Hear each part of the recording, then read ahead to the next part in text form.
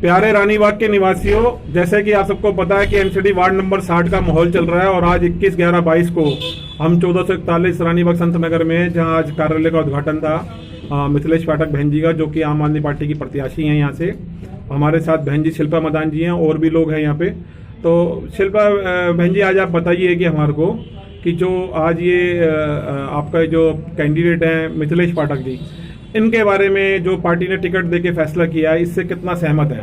पूरी सहमति सर। कैसी कैंडिडेट है? आपको क्या लगता है कि आने वाले दिनों में जब ये चुनाव का फैसला आएगा 4 दिसंबर को, तो जनता के जो आवाज बनेगी, जो पार्टी ने, आपके आम आदमी पार्टी ने इनको चुना है इन विपरीत परिस्थितियों में, कैसा आपका अनुभव लगता है? इस साल बहुत अच्छा अनुभव है, क्योंकि मैंने इनको ये देखा कि ये हर जगह पहुंच जाते हैं, काम बहुत अच्छा करते हैं और आगे भी करते हैं।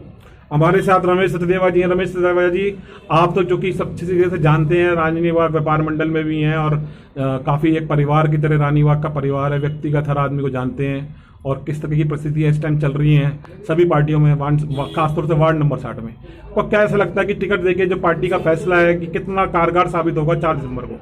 देखिए, लोग बाग कहते थे ना, आम आदमी पार्टी जो है ना पैसा लेके टिकट देती है। ये मैं आपको चैलेंज से बता दूं, आज ऐसे कार्यकर्ता को उन्होंने टिकट दी है जो जमीन से जुड़ी हुई है, जो खुद पैसा जिसके पास नहीं है इस इलेक्शन पे लगाने के लिए, वो सिर्फ जनता का विश्वास जीतना चाहती है और जनता के विश्वास पे ही उसने टिकट ली है और ये जनता ही उसको आशीर्वाद देगी। और मैं पूरे विश्वास से कहता हूं कि वो इनके आशीर्वाद से इस वार्ड से जरूर जीतेगी, जरूर जीतेगी। पाओ जी की बात से ये बात सहमत होता है कि आने वाले 4 दिसंबर को रानीबाग की जनता की जीत होगी और फैसला 7 दिसंबर को जब आएगा तो पता चल जाएगा कि रमेश सचदेवा जी जो आज जो बात कह रहे हैं, इसका जनता ने किस तरह से आकलन किया है। भाव जी, आपके बारे में मैं चाहूंगा अपना परिचय आपको। प्रोफेसर डॉक्टर LR अग्रवाल हूँ, retired vice chancellor Lucknow university. मैं ये बता दूं, जो लोग ये कहते हैं कि कैंडिडेट के सिलेक्शन में कोई त्रुटि हुई है किसी भी प्रकार की, उनके पास फैक्ट्स कंप्लीट नहीं हैं। यदि तथ्य पूरे हों किसी के पास, तो कोई व्यक्ति ये नहीं कह सकता कि आपने उम्मीदवार गलत चुना है। उम्मीदवार जमीन से जुड़ा हुआ है, न केवल जमीन से जुड़ा हुआ है, जितनी उसकी भीतर तक पहुंच है, गली गली में, कुचे कुचे में, घर घर में, जिसको व्यक्तिगत रूप से लोग जानते हैं, जिसमें व्यक्तिगत रूप लोगों का इतना विश्वास है कि कल हम इनके पास अगर जाएंगे, हमारी जो समस्या होगी उसका हल करने के लिए हमारी लीडरशिप केवल यही प्रत्याशी दे सकता है, इसमें कोई शक नहीं है। एलिगेशन लगाना, लांछन लगाना कोई मुश्किल काम नहीं है, कोई भी लगा सकता है। उसको सिद्ध करना, कोई सिद्ध करने के लिए तैयार नहीं है। जिसने गलत लगाया है वो सामने आने के लिए भी, फेस दिखाने के लिए भी तैयार नहीं है। मैं सब साथियों को मेरी शिक्षा, मेरे पद, मेरे अनुभव के आधार पर ये कह सकता हूँ कि एक शब्द हमेशा याद रखो, don't do anything privately which you cannot acknowledge publicly. कभी भी प्राइवेटली ऐसा काम मत करो जिसको पब्लिकली आप प्रूव नहीं कर सकते। ये मेरी राय उन लोगों के विषय में है जो ये सोचते हैं कि प्राइवेटली हम कह दें कि चुनाव गलत हुआ है कैंडिडेट का और पब्लिकली हम आके मुकर जाएंगे। कैंडिडेट हमारा, आपकी बात से सहमत है, पूरी तरीके से सहमत है। कुछ लोगों के कहने से कभी भी सच्चाई नहीं बदलती। मिथिलेश पाठक जी का विकल्प एमसीडी वार्ड नंबर 60 में आज की परिस्थितियों में नहीं है। एक ईमानदार महिला कार्यकर्ता जो कि हर तरह की जिम्मेवारी को समझती है। मेरे को नहीं लगता कि ऐसा कोई भी फैसला रानीबाग की जनता विरोध कर रही है, शायद आपकी जानकारी में नहीं है। रानीबाग की जनता बहुत खुश है, एक ईमानदार महिला कार्यकर्ता को नेतृत्व के तौर पे देख रही है, विकल्प के तौर पे देख रही है। ये मैं आपको बताना चाहता हूँ। ऐसी बात मेरी हजारों लोगों से होने के बाद, कंक्लूड करने के बाद मैं आपको बताना चाह रहा हूँ। ये बात कुछ गिनती भर, मुट्ठी भर लोगों की उड़ाई हुई बातें हैं जो शायद आप तक पहुँची है। रानीबाग की जनता बहुत खुश है और इससे आम आदमी पार्टी की छवि का कहीं ना कहीं मैं समझता हूँ कि जनता ने बहुत स्वागत किया है, इस फैसले का स्वागत किया है कि मिथिलेश पाठक जी को जो देखा है उन्होंने जो दिया है, इसका मैं आपको खंडन यहाँ करना चाहता हूँ। क्योंकि मैं इस बात से बिल्कुल भी सहमत नहीं हूँ। पूरा रानी बाग बहुत खुश है, महिला नेतृत्व की वजह से भी और एक ईमानदार कार्यकर्ता की वजह से भी, और एक ऐसी कार्यकर्ता जिसने हमेशा जिंदगी भर सादगी के तौर पे काम किया है। एक परिवार की महिला के तौर पे एक ऐसी महिला रही है जिनके साथ हजारों लाखों लोगों का विश्वास है। सिर्फ मिथिलेश पाठक सिर्फ एमसीडी वार्ड नंबर तक सीमित नहीं है, ये महिला दिल्ली की आसपास की विधानसभाओं का ये एक रोल मॉडल है। वहाँ की लोगों की, जनता की विश्वास है, आस्था है, मूर्त है। इस महिला के आने से इस चुनाव के अंदर आम आदमी पार्टी का एक ऐसा ऐतिहासिक दिन 4 दिसंबर को तय हो सकता है कि जिसकी कल्पना भी किसी ने शायद नहीं करी होगी। क्योंकि इनकी जो विचारधारा है, जब कोई भी पार्टी आज की डेट के अंदर चुनाव की टिकट देती है तो बहुत सारे पहलुओं पर विचार करती है। और ये तो सब चलता है, जब सुबह होती है तो रात पहले आती है, सभी को पता है। और रात के अंदर कई बार बारिश भी होती है, बादल भी गरगराते हैं, कुत्ते भी भौंकते हैं और सब चीज़ें चलती हैं। कई तरह की मानसिकताओं के लोग भी होते हैं, आसुरी शक्ति के लोग भी होते हैं जो कि प्रपंच करते हैं, इस तरह की बातें घुमाते हैं, भ्रमित करने का प्रयास करते हैं। तो भ्रम के अंदर जो आदमी आ गया ये उसकी गलती है, उसकी प्रकृति की गलती नहीं। प्रकृति का तो नियम है कि रात के बाद सुबह आनी, सुबह के बाद फिर रात आनी है। तो भ्रमित ना हो कोई भी व्यक्ति, मैं ये चाहूँगा। बहन जी, प्रभा जैन जी, आप हमारे साथ हो, आप बताओ क्या कहना चाहते हैं। मैं वार्ड 60 में पिछले 8-10 सालों से काम कर रही हूँ एज ए कार्यकर्ता।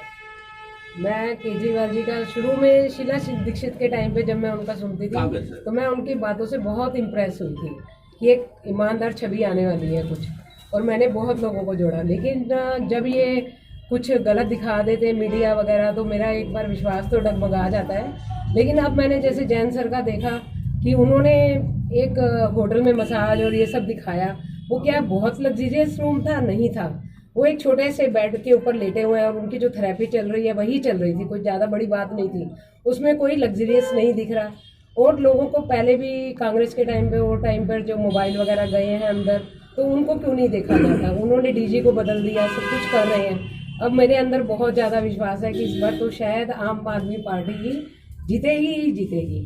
और देखो बहन जी, पहले तो चीज़ है कि वो होटल नहीं है, वो जेल का एक छोटा सा कमरा है जिसका साइज शायद 8x8 का, या क्योंकि 6x3 का तो बेड है, तो उसके बाद आगे पीछे ज़्यादा स्पेस नजर नहीं आ रहा। आप जो कहना चाहती हो कि मैं आपको बता देता हूँ या फिर इस चीज़ का खंडन करता हूँ कि जो जेल की सिक्योरिटी जैसे सामने आ रही है बातें, और जो सत्य भी है, लीगल पहलू से बता रहा हूँ कि जो सुप्रिटेंडेंट होता है वो दिल्ली सरकार के अंतर्गत होता है, लेकिन जो वहाँ पे पुलिस का अरेंजमेंट होता है, कई लेयर की पुलिस होती है वहाँ पे। तिहाड़ जेल के तमिलनाडु पुलिस का किया कि उनको हिंदी की लैंग्वेज प्रॉपर ना आए और क्राइम के ऊपर उसके जो क्राइम आज़ाद होने से पहले भी और आज़ादी के बाद भी चलता आ रहा है भारत के अंदर, लगभग सभी जेलों के अंदर मोबाइल वहाँ पहुँचते हैं, अंदर लोग खाना लेके जाते हैं। दिल्ली और दिल्ली की बाहर की जेलों में भी ये आम बात है। और सरकारी आंकड़े हैं, बहुत सारे गैंगस्टर इससे पहले और बाद में भी पकड़े गए हैं क्योंकि वो मोबाइल अंदर से थे और अंदर से मोबाइल चल रहे थे। तो ये तो आरोप हमेशा जेल प्रशासन पे लगते रहे हैं और उसकी सुरक्षा गृह मंत्रालय, दिल्ली एलजी साहब और उसके पास भी रहती है। क्या उनसे कुछ आप कहना चाहते हैं? अमित शाह जी से, एलजी साहब से, हमारे दिल्ली पुलिस कमिश्नर साहब से, जो कि डीआईजी संदीप गोयल जी का ट्रांसफर कर दिया गया इसके अंदर। जिस जेल में सत्येंद्र जैन जी को रखा हुआ है उसका संचालन भी अमित शाह और एलजी के हाथों में ही है। अगर ऐसा कुछ है तो उन्हें इतनी पहले ही क्यों इतना कन्वीनियंस दिया गया कि उनके कमरे का क्यों नहीं जबरदस्त पहरा लगाया है? अगर उन्होंने लगाया है तो ये सब काम क्यों हुआ? अगर ये आपका कहने का मतलब ये है, यहाँ पे मैं साथियों आपको कंक्लूड करना चाहता हूँ, वीडियो लंबी हो जाएगी, कार्यकर्ता बहुत है, इनकी आवाज़ें और बातें बहुत सारी हैं। कंक्लूड करता हूँ सीधा इनकी कहने का मतलब ये है कि अगर सत्येंद्र जैन जी ने कुछ गलत किया है, पहली बात तो ये कहते हैं कि भगवान राम पे आरोप लगाने जैसी बात है। 14 साल वनवास रहे लेकिन जनता उनके साथ थी। ऐसे ही आज आम आदमी पार्टी की जनता, दिल्ली की जनता, ये लोग ऐसा कहते हैं सत्येंद्र जैन जी के साथ हैं।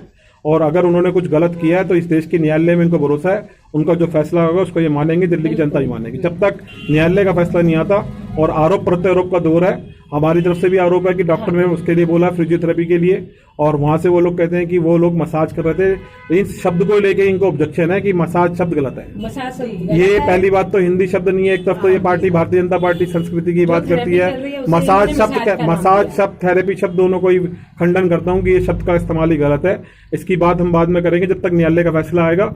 अगर 2-3 साल अगर सत्येंद्र जैन जी को आप अंदर रखना चाहते हो, रख लो, कोई दिक्कत नहीं है। ये कुर्बानी देनी पड़ती है। जो आदमी राजनीति में आएगा, जो आदमी लोगों, लाखों करोड़ों लोगों की आवाज बनेगा, उसको सिस्टम से लड़ना पड़ता है। ये हमारा इतिहास गवाह है कि अंग्रेजों से इतने लंबे टाइम लड़ाई करी है, बहुत लोग, बहुत चीजें रह गई। अब हमारे बीच के अंदर आ गए हमारे साथ पंडित जी आप बताओ कि आप क्या कहना चाहते हो, क्योंकि आपको मैंने देखा है कि टू व्हीलर पे माइक लगा के पिछले 8-10 सालों के अंदर, मैं तो फाउंडर कार्यकर्ता मानता हूँ आपको, तो क्या कहना चाहेंगे आप? मैं ये कहना चाहूँगा कि आम आदमी पार्टी, इसका जो प्रादुर्भाव हुआ है, जब जन्म हुआ है, वो 26 नवंबर 2012 में हुआ था। और उस आंदोलन में ये हमारी बहन और मैं और मिथिलेश पाठक ये सब थे। कुमार विश्वास जी के साथ मैं ज़्यादा रहता था, अरविंद जी केजरीवाल जी सब थे। उन्होंने ये बीड़ा उठाया था कि हम यहाँ बैठे हुए अनशन पे, कुछ बनने वाला नहीं है। जब तक हम राजनीति में घुस के और इनको संविधान की परिभाषा का मतलब समझा के अपना हक नहीं लेंगे, ये नहीं करने वाले जी। ये कुछ करने वाले नहीं और करते भी नहीं है। जितना भ्रष्टाचार हो रहा है और होता जा रहा है और आगे भी हो रहा है, आपको पता है अदालतें तक बिकी हुई हैं, वकील तक बिके हुए हैं। तो ये कहाँ तक इसमें हो सकता है? इन चीजों को देखते हुए मुझे अन्याय मिला, न्याय नहीं मिला मुझे मेरी दुकान के साथ। आप अपना परिचय देंगे? मैं जानता नहीं आपको। भूटानी साहब, भूटानी जी, माफी चाहूँगा। ओम भूटानी है। हाँ, कुछ कहना चाहेंगे, संदेश देना चाहेंगे रानीबाग की जनता को जो टिकट का चुनाव जो मेरा छोटा सा संदेश है कि जो मसाज कर रहे हैं, इन लोगों को ये नहीं मालूम मसाज किसको बोलते हैं। जो मसाज कर रहा है वो मेल कर रहा है, फीमेल नहीं कर रहा है। दूसरी बात, वो पाँव में मालिश कर रहा है, मसाज नहीं कर रहा है। जो एक बीमार आदमी है वो पाँव में तेल मालिश कर रहा है। ये पॉलिटिकल, इसको गुमराह किया जा रहा है और कुछ नहीं। आप कुछ कहना चाहेंगे मसाज करने के ऊपर? ऐसा मैंने उस वीडियो को बहुत अच्छे तरीके से देखा। मैं रमेश बख्शी, मैं भी पार्टी से 2013 से जुड़ा हुआ हूँ।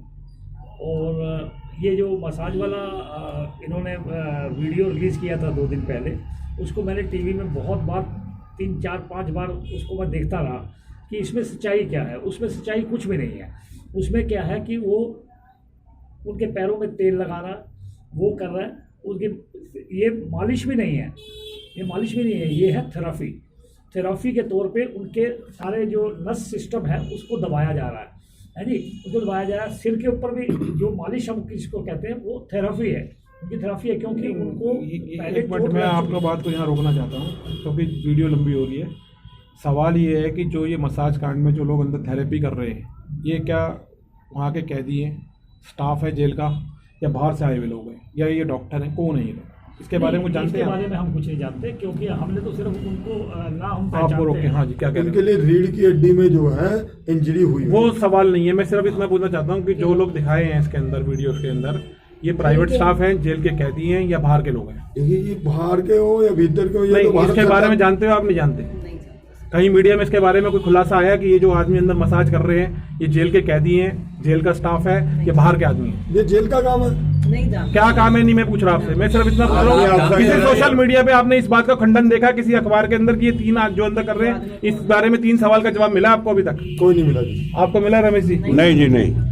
अब मैं साथियों ये बात का खंडन करना चाहता हूँ कि ये जो 3 सवाल है, अगर ये जेल के कैदी हैं, अगर अंदर मसाज कर रहे हैं, तो ये पूरा एक नया एक विवाद का मुद्दा है कि वो अपनी भावना से, क्योंकि जेल मंत्री का मतलब ये नहीं है कि उनके कार्यकर्ता, उनके मतलब जेल के अंदर भी जो आदमी है वो हमारी दिल्ली की जनता है। जरूरी नहीं है कि सारे कसूरवार हो, कुछ लोग बेकसूर भी वहां जाते हैं, हो सकता है कोई कारण ऐसा हो जो उनके अब दूसरी बात यह है कि अगर ये जेल का स्टाफ है तो गलत करने वाला जेल का स्टाफ है, उनको सजा मिलनी चाहिए। सदन जज ने गलत किया है तो जो न्यायालय का फैसला का मैं फिर कह रहा हूँ उसको सब लोग मानेंगे।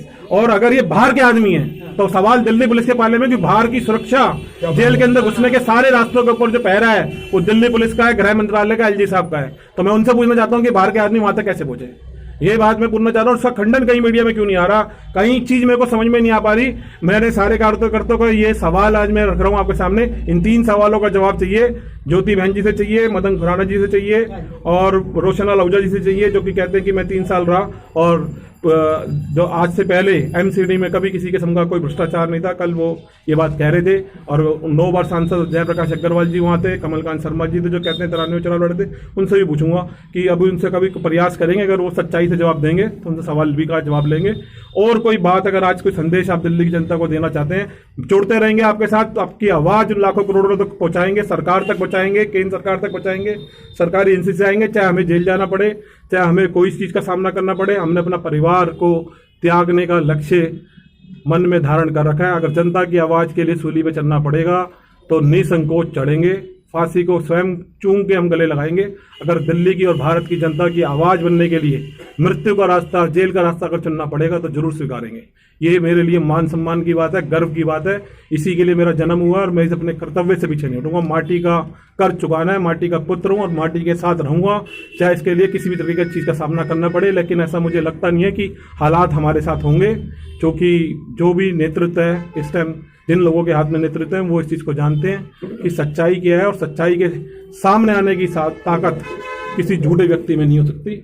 और कोई बात मैं चाहूँगा, कोई कहना चाहे तो कह सकता है, नहीं तो फिर मैं हमारी आंतरिक भावना तो आपने व्यक्त कर दी है बहुत अच्छी तरीके से। आपका सबका बहुत बहुत धन्यवाद। इसी शुभकामना से जुड़ेंगे कि आपका प्रत्याशी 4 दिसंबर को जो रानीबाग का जो फैसला है वो हम आपको सुनाएंगे सबसे पहले 7 दिसंबर को। इसी जय हिंद, जय भारत। Thank you.